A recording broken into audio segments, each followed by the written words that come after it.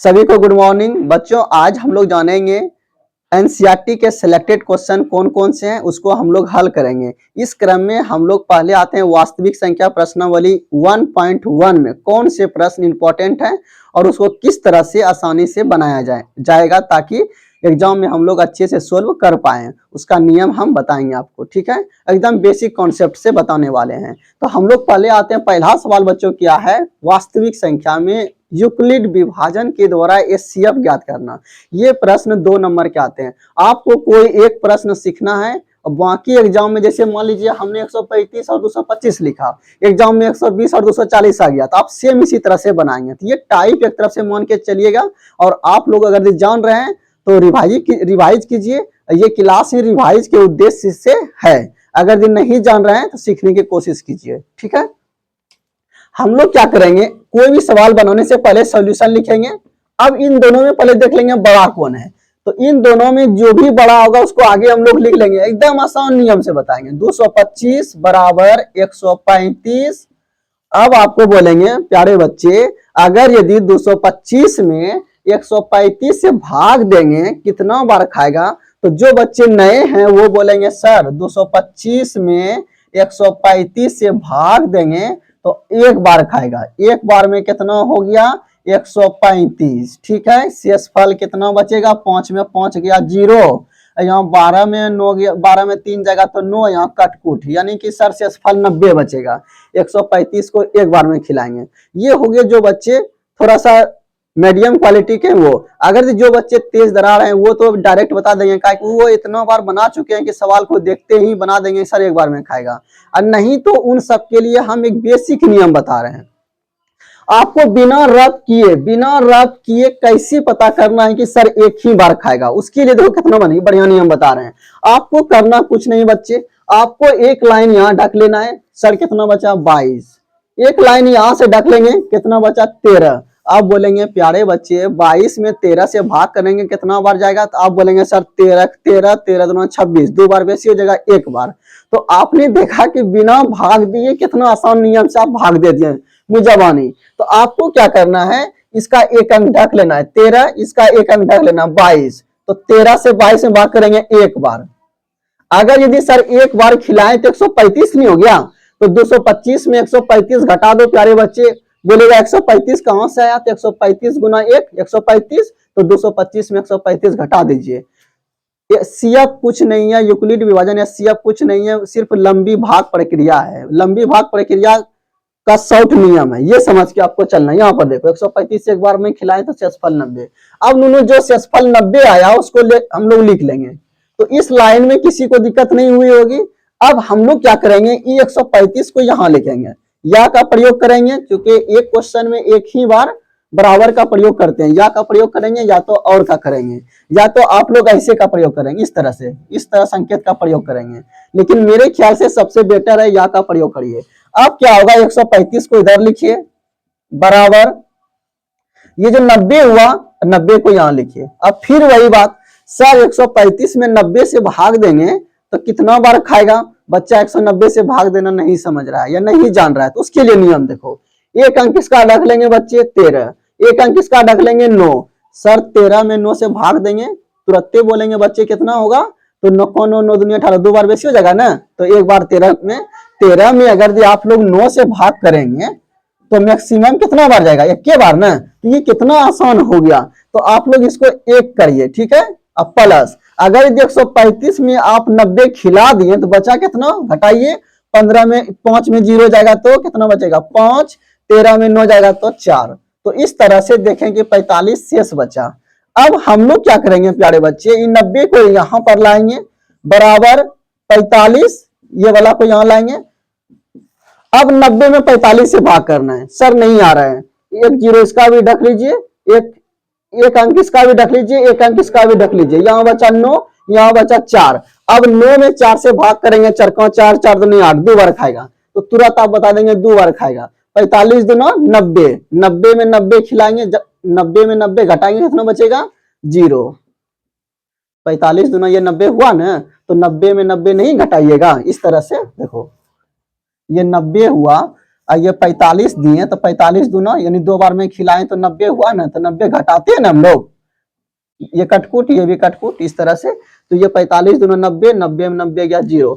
अब जब शेषफल 0 हो जाए, अब आप लोग को समझ जाइए कि ये जो शेषफल वाला लाइन में जो ये बड़ा वाला है यही आपका एचसीएफ है। फिर से समझ लीजिए, इतनी बार भाग देंगे जब तक कि शेषफल 0 ना हो जाए, और जैसे ही शेषफल 0 होगा वही आपका आंसर हो जाएगा। ठीक है, तो शेषफल यहाँ 0 हो गया, आंसर 45, तो लिखेंगे अतः HCF बराबर 45। ठीक है, अंत में कोई भी आंसर निकलेगा तो एक बार घेर दीजिएगा, इससे क्या होगा, थोड़ा आंसर पर एग्जामिनर का नजर पड़ जाता है, जिससे आसानी से वो चेक करके नंबर दे देंगे। ठीक है, तो ये आप ध्यान रखेंगे, आंसर को हमेशा घेर देंगे। तो उम्मीद है कि आप लोग को ये नियम अच्छा लगा होगा। अब इसी नियम से हम लोग दूसरे पर चलेंगे, दूसरे सवाल में इतना हम डिटेल नहीं करेंगे, शॉर्ट में बनाते चलेंगे। ठीक है, आप लोग नोट कीजिए इसको। अब हम लोग सवाल नंबर 2 पे आएंगे। सवाल नंबर 2 कितना है प्यारे बच्चे, सवाल नंबर 2 आपका है, देखो ये सवाल नंबर 2 है, इन दोनों में बड़ा कौन है, ये तो बड़ा वाला का आगे लिखना है 3 8 8 2 2 0 बराबर देना है सर 196। अब इस सवाल को आप लोग एक दो बार बनाइए, आपको याद ही हो जाएगा। तो आप जानते हैं कि ये जो इतना लंबा चौड़ा दिया गया है, इसमें 196 से भाग करेंगे तो 195 बार में कट जाएगा। कितना बार में कटेगा, 195 में कट जाएगा, बचेगा शेषफल 0। तो अब यहां से आप देख रहे हैं कि शेषफल 0 हो गया सर, तो ये आपका क्या हो गया बच्चों, एचसीएफ। तो ये सवाल कोई बड़ा नहीं था, HCF बराबर 196। देखने में लग रहा है बहुत बड़ा सवाल है, लेकिन इसमें बच्चों आप लोग एक दो बार अगर ये बना लेते हैं तो आपको याद ही हो जाएगा कि 195 बार में कटता है। ठीक है, अब हम लोग सवाल नंबर 3 पर आएंगे। सवाल नंबर 3 देखिए क्या बोल रहा है, सवाल नंबर 3 बोल रहा है 867 255। तो आप लोग क्या करेंगे, 867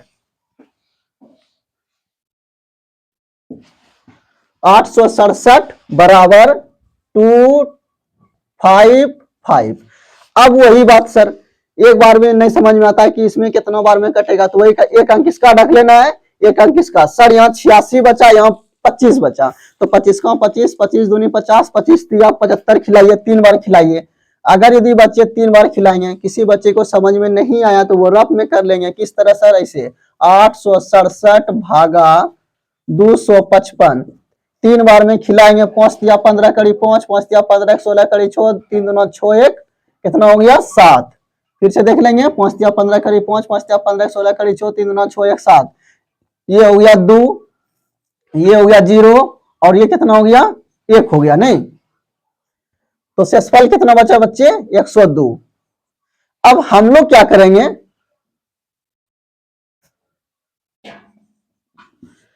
ये वाला जो अंक है इसको यहां पर लाएंगे हम लोग, 255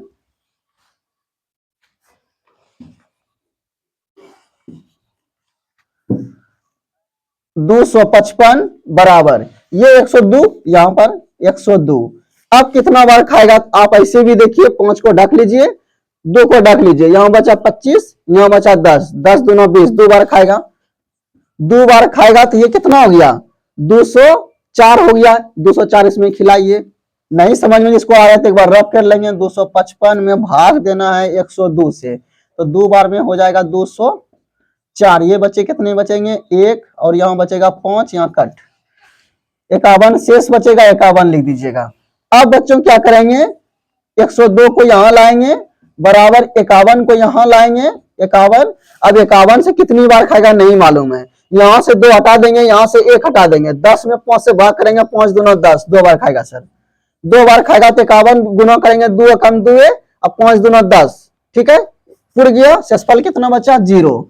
अब जैसे ही शेषफल 0 बचा, आपका एचसीएफ क्या हो गया, ये तो लिख देंगे बच्चे, अतः HCF बराबर 51। जो आंसर निकलेगा उसको एक लाइन में घेर देंगे।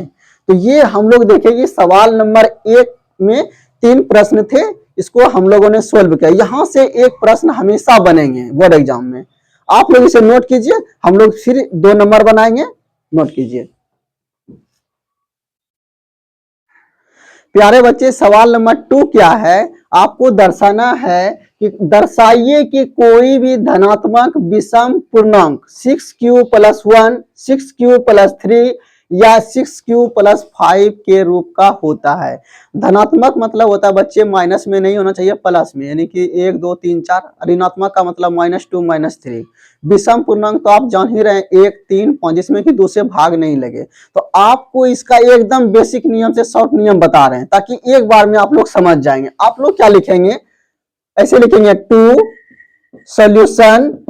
अब आपको यहां पर बच्चे क्या करना, आप लोग जानते हैं कि यूक्लिड विभाजन क्या कहता है, a बराबर BQ + R कहता है। यही तो आप लोग ने सीखा है, यूक्लिड विभाजन a बराबर BQ + R, जहां R का मान जो होगा, R का मान जो होगा 0 से बड़ा या तो बराबर और B से छोटा। ठीक है, इतना ही जान रहे हैं आप, B से छोटा होगा। आप लोग को कुछ नहीं करना है, जो दिया रहेगा, कोई धनात्मक विषम पूर्णांक है तो आप लोग वही मान लेंगे। माना कि धनात्मक पूर्णांक का मतलब होता है बच्चे पूर्ण, आधा नहीं। जैसे कि 2.5 लिखे तो ये पूर्ण नहीं है, 3 लिखेंगे पूर्ण हो गया। ठीक है, तो माना कि धनात्मक पूर्णांक बराबर a लिखेंगे। ठीक है, कोई दिक्कत। तथा इसमें बच्चों 3 चीज आता है, यूक्लिड विभाजन में 3 चीज, देखिए, भाज्य, भाजक, ये हो गया भागफल, ये हो गया शेष। तो ये तो हमने मान लिया, अब मानेंगे ये वाला। ठीक है, माना कि धनात्मक पूर्णांक बराबर a मान लिए, तथा b बराबर, यहां से मानेंगे b बराबर, आपको क्या करना है बच्चे कि यहां जो आपको दिया रहेगा वही मानेंगे। ठीक है, ये देखिए सामने कितना दिया बच्चों, 6, तो आपको b बराबर बच्चे 6 ही लेना है। अगर यदि सर एग्जाम में 5 आ गया तो आपको b बराबर 5 लेना है। ठीक है, तो b बराबर कितना लेंगे, 6। ठीक है,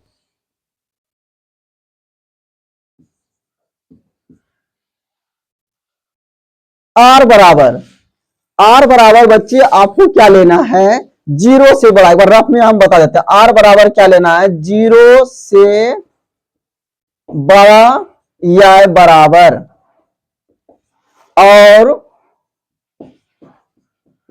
b से छोटा। क्या लेना है, छोटा। तो आप लोग बच्चे देख रहे हैं कि यहां पर चूंकि हमको विषम पूर्णांक ज्ञात करना है, तो आप लोग 0 से बड़ा और b से छोटा। b का मान कितना है, b का मान आप देख रहे हैं 6 है, तो यानी r का मान जो बच्चों लेना है आपको 0 से बड़ा या बराबर 6 से छोटा।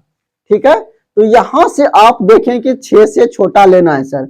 लेकिन अब एक बात आप लोग बच्चे ध्यान में रखेंगे कि r में सर कुछ बोल रहा है, क्या बोल रहा है, विषम पूर्णांक। तो अगर यदि आप बच्चे r बराबर 0 से बड़ा या बराबर, यानी 0 1 2 3 4 5, 6 से आपको छोटा लेना है तो 5 तक ही रहने देंगे। यानी r का वैल्यू ये सब होना चाहिए सर।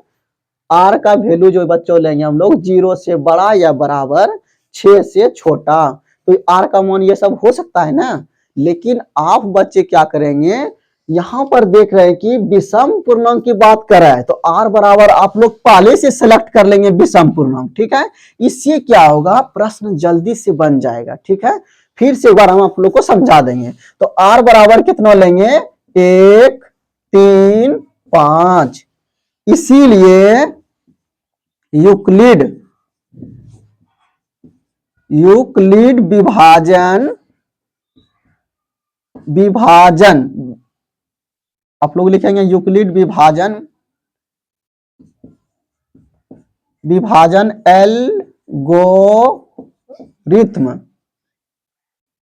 एल्गोरिथम से, कुछ बच्चे यहां तक भी लिखेंगे चलेगा, यूक्लिड विभाजन से एल्गोरिथ्म। कुछ बच्चे को अगर लिखने एग्जाम में नहीं आएगा तो वो बच्चे शॉर्ट में लिखेंगे यूक्लिड विभाजन से। ठीक है, यूक्लिड विभाजन एल्गोरिथम से। अब यहां से जैसे बच्चों लिखेंगे, आप लोग जानते हैं, क्या जानते हैं, a बराबर b q plus r. Euclid विभाजन कुछ नहीं कहता है, जैसे कि मान लीजिए आप लोग में 5 में 2 से भाग के 2 दूना प्यारे बच्चे 4 हो गया, तो यही कहता है 5 बराबर 2 गुना 2 प्लस 1। बस यूक्लिड विभाजन कुछ नहीं कर रहा, यही बोल रहा है। ठीक है, तो आप बच्चे यहाँ पर देख रहे हैं कि ये 1 जो है शेष 0 से बड़ा या बराबर, 2 से हमेशा क्या होगा, छोटा होगा, यानी जिससे आप भाग दे रहे हैं। ठीक है, तो ये a बराबर बी क्यू प्लस आर। ठीक है, तो a बराबर बी क्यू प्लस आर हो गया। या लिखेंगे a का मान आपने कितना लिखा है, a बराबर a माना है ना धनात्मक पूर्णांक, b बराबर कितना माना है 6 q अब प्लस। अब यहां पर देखिए एक लाइन आप लोग इसको और शॉर्ट कर लेंगे, इसको लंबा चौड़ा बनाने की जरूरत नहीं है, और शॉर्ट में बता देते हैं आप लोग को। इतना करने के बाद डायरेक्ट आप लोग लिख लेंगे ऐसे,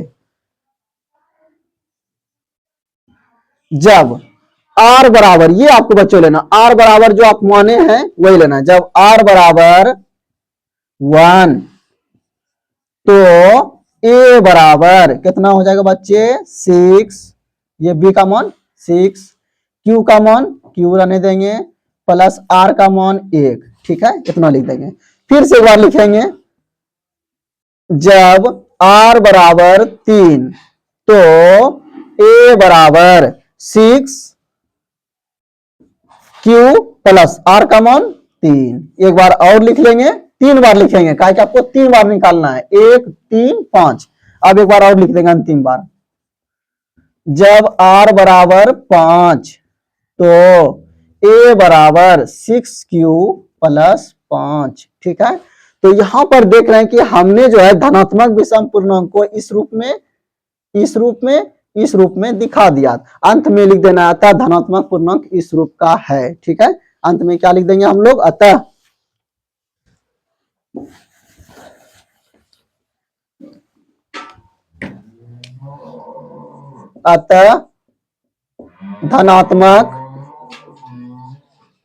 धनात्मक विषम पूर्णांक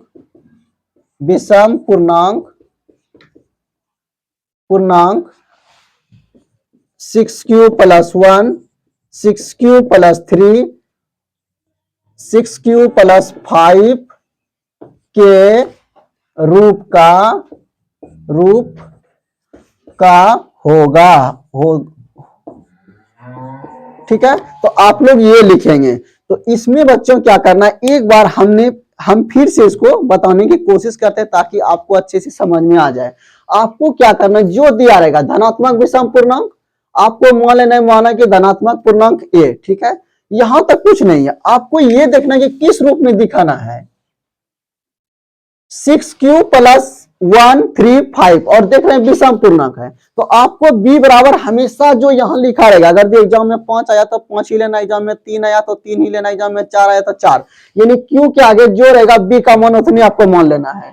तो b बराबर कितना मान लिए 6। अब r का मान कितना मानेंगे प्यारे बच्चे, अगर जो आपको नहीं समझ में आ रहा है एकदम शॉर्ट में चलना है, तो r का मान जो यहां पर आपको दिया गया है 1 3 5, आपको यही मान लेना है। ये हुआ एकदम शॉर्ट नियम। a बराबर मान लेंगे धनात्मक पूर्णांक जो कहेगा a, b बराबर यहां पर जो रहेगा, और r बराबर यहां जो रहेगा वही मानने, ज्यादा तामझाम करने की जरूरत नहीं है, आप वो मान लेंगे। एक लाइन लिख देंगे, यूक्लिड विभाजन एल्गोरिथम से, या बच्चे अगर ये लिखने नहीं आएगा आप लिख देंगे यूक्लिड विभाजन से a बराबर बी क्यू प्लस आर, इतना लिख देंगे।